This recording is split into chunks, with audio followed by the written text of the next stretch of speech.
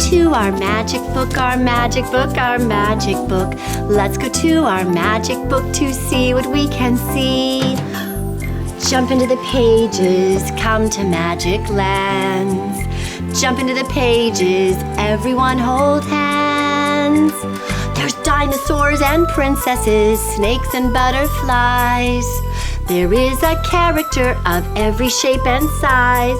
The story lady can tell you a tale of every kind, starting with the words of once upon a time. Let's go to our magic book, our magic book, our magic book. Let's go to our magic book to see what we can see. Let's go to our magic book, our magic book, our magic book. Let's go to our magic book to be what we can be.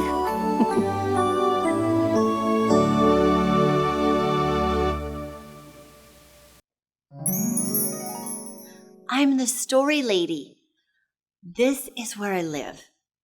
This is my cottage, and this is the castle, and over there is the forest. Come inside with me. Let's read a story from my magic book.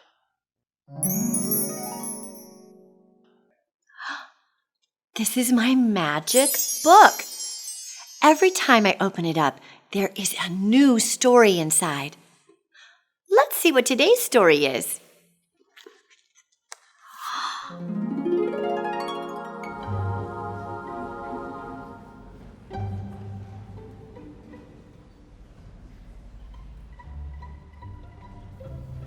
Goldilocks went for a walk in the forest. She got lost while she was trying to find the path back home. Goldilocks found a cottage. The door of the cottage was open, and Goldilocks went inside. There was a table with 3 bowls of porridge. Goldilocks was so hungry. Goldilocks took a taste of the big bowl of porridge. It was too hot. She tried the medium bowl of porridge. It was too cold. When Goldilocks tried the little bowl of porridge, it was just right. She ate it all up. Goldilocks was tired after her long walk. She needed to rest. Goldilocks saw 3 chairs. First, she saw a great, big, fancy chair. It was not comfy. It was too hard. Then she climbed into the medium-sized chair. It was not comfy either. It was too soft. Goldilocks saw a cute little chair that was just her size. She sat in the little chair and it was comfy. It was just right. Oh no! Goldilocks was too big for the little chair. The little chair broke all to pieces. Goldilocks was lost, scared, and sad. She cried. After she was done crying, she was so tired. She decided to go upstairs, and she found 3 beds. A great big bed, a medium-sized bed, and a little wee bed. When she climbed up and tried to lay down on the big bed, it was too hard. Goldilocks tried the medium-sized bed. It had lots and lots of pillows. It looked soft and comfy. It was not comfortable at all. She almost got buried in all of the pillows. It was too soft. Poor Goldilocks was so tired. Then she saw the little wee bed, and it looked like it was just her size. Goldilocks lay down on the little bed, and it was just right. She fell fast asleep. The bear family had returned from their morning walk. Papa Bear was so hungry for his porridge. When he looked at the bowl of porridge, he noticed that something was wrong. Humph, humph, humph, humph. Somebody's been eating my porridge. Mama Bear exclaimed, "Oh my goodness, why, someone's been nibbling at my porridge too." Poor baby bear cried, Why, someone has been eating my porridge and they ate it all up." Poor baby bear. Mama Bear shared her porridge, so Baby Bear was not hungry. Daddy Bear, who was very observant, noticed that his chair was not in the place that he had left it. Humph, humph, humph, Daddy Bear said. someone has been sitting in my chair. "Oh my goodness!" exclaimed Mama Bear. "Why, someone's been sitting in my chair too. I wonder who it is." Baby Bear cried. "Not only did someone sit in my chair, it's broken all to bits." The whole family of bears went upstairs. Papa Bear noticed that his bedspread was messy. Humph, humph, humph, someone has been sleeping in my bed. Mama Bear saw all of her pretty pillows thrown everywhere, and she said, "Oh my goodness, why, someone has been sleeping in my bed too." Baby Bear cried, "Someone's been sleeping in my bed too, and there she is." Goldilocks heard all of the voices. She woke up and was startled to see a family of bears. In her bravest voice, she decided to take responsibility and explain why she was in the cottage. "I was lost in the forest, and I was hungry and sleepy. I'm so sorry, Baby Bear. I'm sorry that I ate your porridge and I broke your chair." Instead of being angry, Mama and Papa Bear had a great idea. "Oh my goodness," said Mama Bear. "Why don't we all work together and fix the chair?" And that's just what they did. Goldilocks and the bears worked together to fix the broken chair. The bear family made sure that Goldilocks got home safely. Baby Bear and Goldilocks became the best of friends. Why, they had a play date every Tuesday. And that is the end.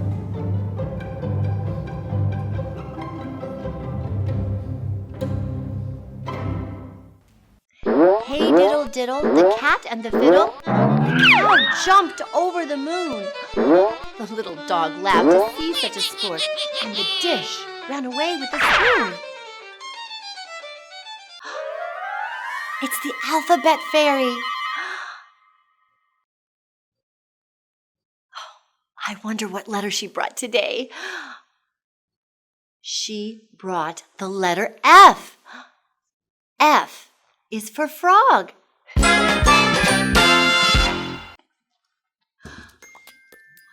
I have a surprise for you, everyone. Are you ready? Hey, Storyladys! And you surprised me, Bunny.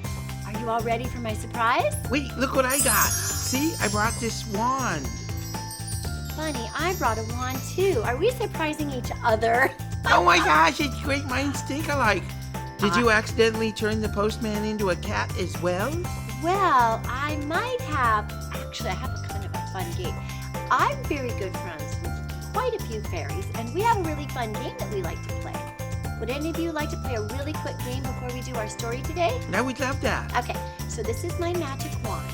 And, it's really quite easy to find magic wand. And you can wave your magic wand, and you all are going to say, "Magic wand, 1, 2, 3. Can you try that, Bunny? Okay, magic wand, 1, 2, 3.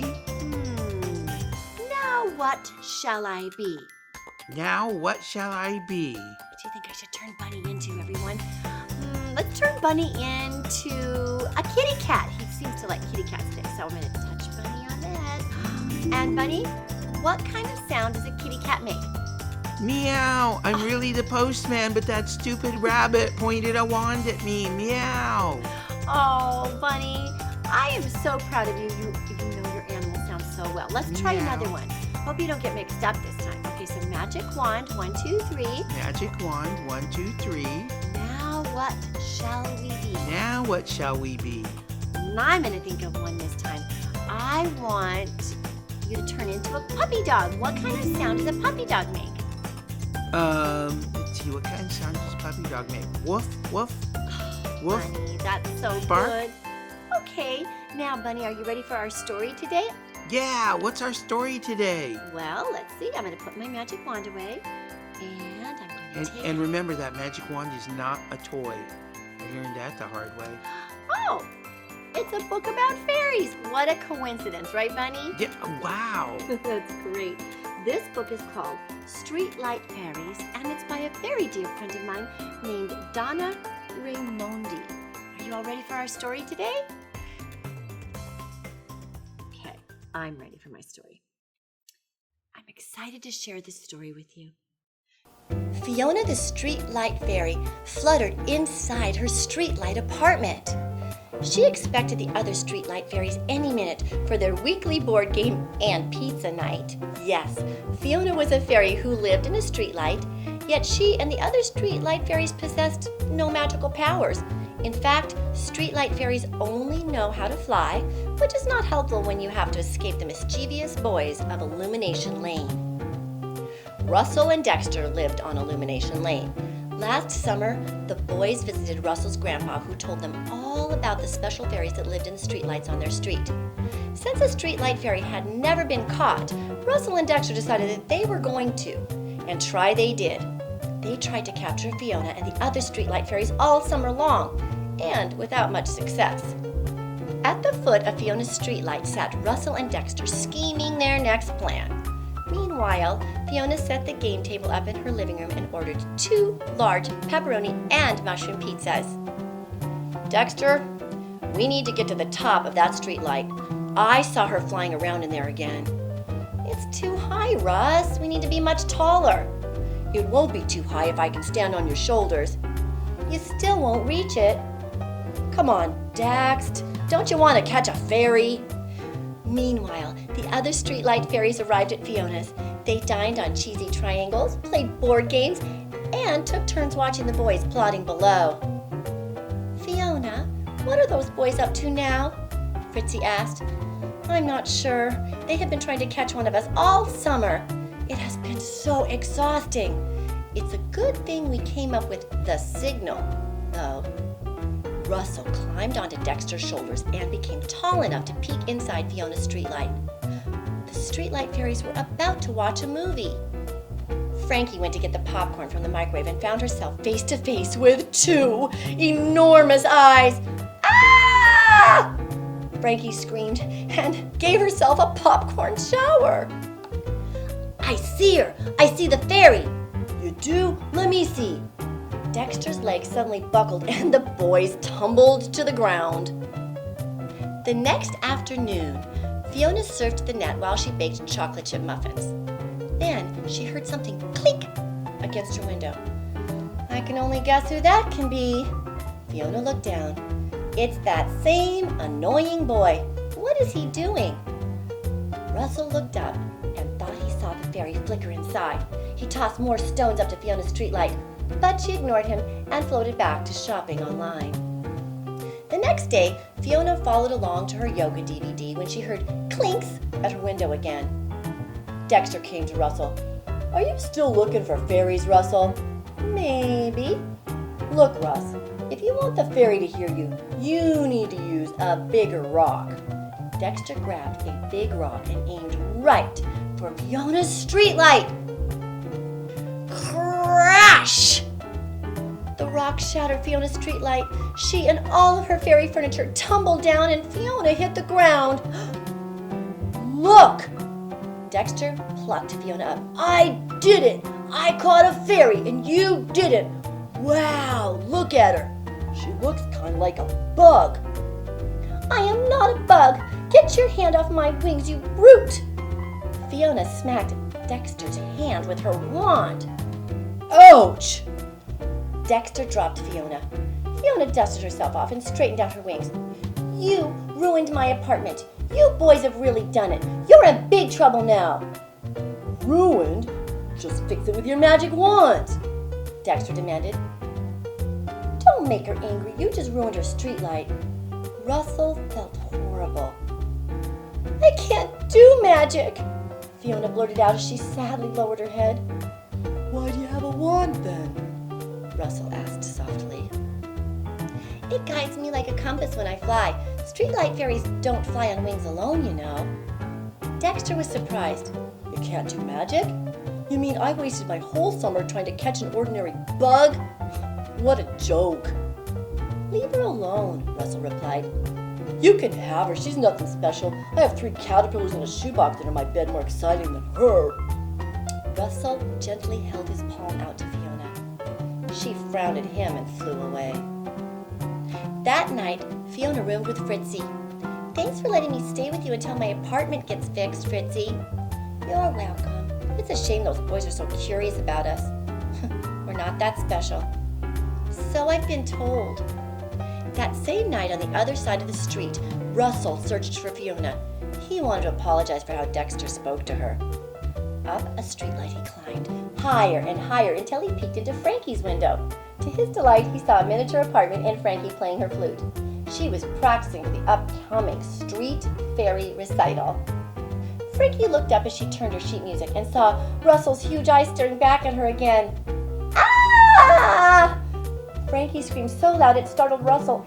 He lost his grip and fell to the ground. Frankie immediately phoned Fritzy. I saw him. Saw who? The boy. He was staring in my window with bulging eyes. Oh, it was horrible, Fritzy. Simply horrible. Oh, how awful. Why didn't you turn your light out, dear? You know the signal. I was so startled all I could do was scream. I think he's gone, though. Well, try to get some sleep. If he comes back, turn your street light off. Fritzy was right in the middle of telling Fiona what happened when vibrations quickly jetted up and down her streetlight, shaking them both out of bed. The girls flew to the window and looked down. Below, Dexter struck his baseball bat against the post of the streetlight over and over. Even if you're not magical, I still want a fairy, he shouted and swung his bat again. Fritzy, quick, turn the light off. Fritzy's streetlight went dark. Dexter froze and gazed up at the dark streetlight. Then a loud buzz was heard instantly in the distance. Russell heard the buzz too and spotted Dexter across the street. Suddenly, hundreds of streetlight fairies swarmed straight for Dexter, and they looked fierce. Whoa! Dexter tried to run away as fast as he could, but the streetlight fairies were too quick. They soon landed on him, smashing him with their wands. Take that, swat, and that, smack! Leave us alone, you rotten boy! Dexter begged the fairies to stop. I'm sorry, fairies, I'm sorry. Help, help! Russell ran over to him. Stop, Fiona commanded. The streetlight fairies hung in the air as Fiona flew over to the boys and spoke. Will you boys leave us alone once and for all? You've chased us all summer long. We're all exhausted. You know we are not magical. We are nothing more than a bunch of bugs according to you boys. So why won't you simply leave us alone? I didn't mean to call you a bug. I'm sorry I hurt your feelings, Miss Fairy, Dexter said. The name is Fiona. Russell then spoke. Fiona, we did want to catch one of you, but only because my grandpa told us how special all of you were. I'm sorry we scared you. And made you tired, Dexter replied. Russell had an idea. Actually, we could make sure you were always safe. Fiona glowed. The next day, the streetlight fairies and the boys gathered at the Spotlight Hall. Something special was about to happen, and it was not the annual street fairy recital. Fiona spoke. Hold up your right hand, boys, and answer after me. Do you boys promise to never catch a streetlight fairy ever again? We do. Do you promise to never tell your friends about the streetlight fairies that live on Illumination Lane? We do. Mostly, do you promise to help the streetlight fairies when we are in need and to always be on alert when the signal happens? We do. Well, then, as first fairy of the streetlight fairies of Illumination Lane, I hereby knight you, Sheriff Russell and Deputy Dexter. Fiona fastened a pin of golden wings to each boy's shirt. So remember, the next time you are out at night and a streetlight suddenly goes dark in front of you, run. The streetlight fairies are coming. The end. Streetlight fairies. Wow, what a great story. It is a wonderful story, Bunny. never know who's living in your streetlights. Yeah, who has magic wands? That's right. Magic wands are so much fun. I know there's magic inside of all of you, and you must always remember to be kind to fairies when you meet them. You know, I remember a poem from when I was a little girl. Would you like to hear it, Bunny? Yeah, definitely. It goes like this. Well, you keep 3 wishes ready. These 2 you should chance to meet. Any day a fairy coming down the street. Well, I'd hate to have to stammer or have to think about, for it's very hard to think things up when a fairy is about. So, keep 3 wishes ready. These 2 should chance to meet. Any day a fairy coming down the street. Oh, that's great. It is, so remember, keep your wishes ready, okay, Bunny? Definitely. I think these wands have like an off switch, don't they? I think so. I wonder where it is. Let's try it. Oop. Yeah, that could be it, definitely. Maybe. Well, thank you all for coming and playing fairies with us today. Yeah, thanks everybody. Bye. Bye. Bye everybody. Bye.